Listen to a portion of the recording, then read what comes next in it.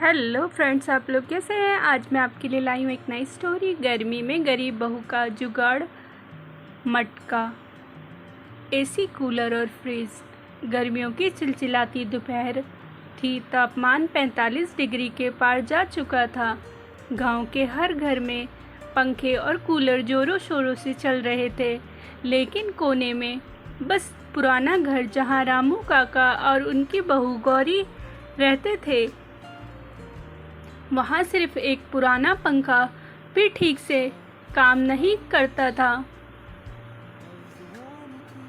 रामू काका की हालत खराब थी, शरीर से कमज़ोर और बीमार, और बहू गौरी पर ही घर की सारी जिम्मेदारी थी। पति शहर में मजदूरी करता था और महीने में मुश्किल से 2000 रुपये भेजा पाता था। इतने में घर चलाना भी मुश्किल था, तो कूलर या फ्रिज तो सपने जैसी चीज़ थी। लेकिन गौरी हार मानने वालों में से नहीं थी। उसने ठान लिया कि चाहे जैसे भी हो, इस गर्मी में अपने ससुर को राहत दिलानी ही है। मटका बना गरीब का फ्रिज। सबसे पहले गौरी ने मिट्टी के 2 बड़े मटके लिए, एक बड़ा और एक छोटा। छोटे मटके को वह बड़े मटके के अंदर रखती और दोनों मटकों के बीच की जगह में बालू भर देती।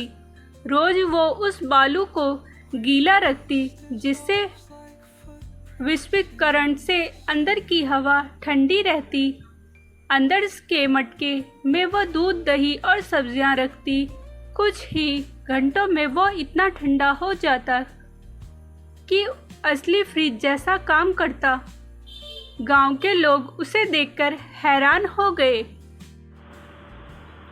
गौरी ने तो कमाल कर दिया, देसी कूलर का जुगाड़।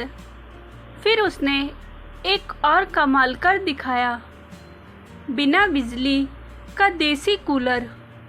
वह पुराने लोहे का डिब्बा लेकर उसमें चारों तरफ छेद कर देती और उसमें मोटा कपड़ा लपेट देती। उस कपड़े को हर 2 घंटे में पानी से भिगो देती।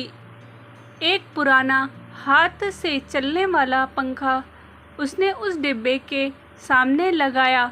जैसे ही वो पंखा घुमाती, ठंडी हवा बाहर निकलती।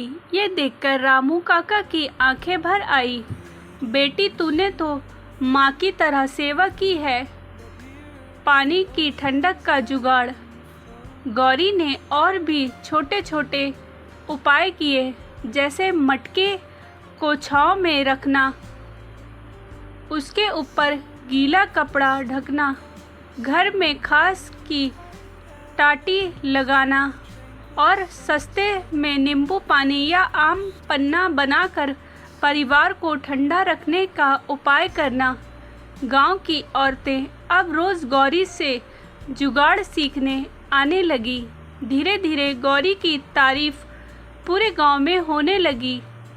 ग्राम प्रधान ने उसकी मेहनत देखकर पंचायत की तरफ से एक नया मटका कूलर सेट उपहार में दिया।